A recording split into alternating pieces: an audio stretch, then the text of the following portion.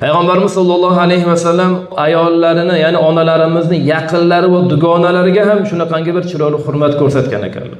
Oysha Siddiqa radhiyallohu anha onamiz aytadilar, Payg'ambar sollallohu alayhi vasallamning ayollaridan hech biriga Hadichaga rashk qilganimdek rashk qilmaganman deydilar.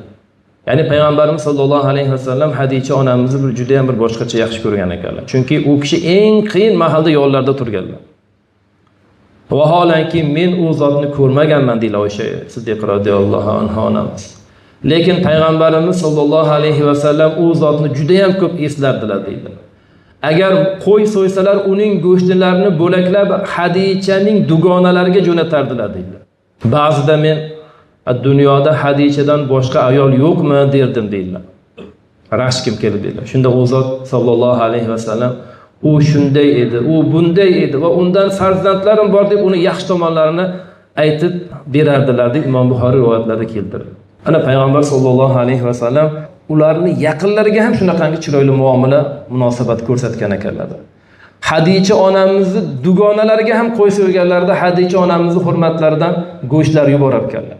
Hadichani dugonasi deb yaqinlarini ham hurmat qilar ekanlar, ayollariga bo'lgan hurmat orqasidan. Hadicha onamizning singillari xola uylariga kelganda Hadicha onamizni eslab yuzlari quvonchdan yorishib ketganliklari sahih hadislarda keltiriladi. Ana Payg'ambar sollallohu alayhi vasallam onalarimizga shunaqangi chiroyli juftda halol bo'lishlik bilan, ular bilan yaxshi muomala qilish bilan birgalikda hatto ularni yaqinlariga ham shunaqangi yaxshi muomalada bo'lgan ekanlar.